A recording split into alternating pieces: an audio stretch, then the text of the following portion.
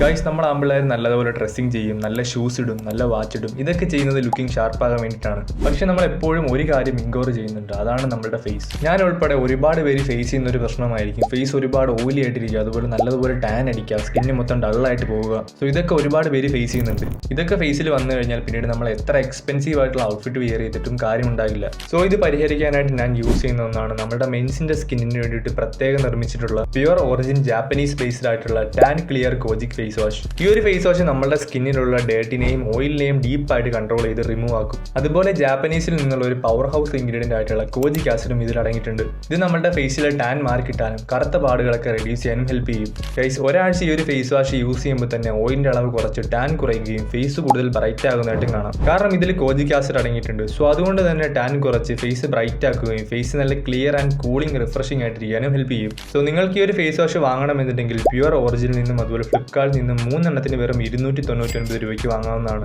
അതായത് ഒരു face wash 100 രൂപയ്ക്ക് താഴെ കിട്ടുന്നതാണ്.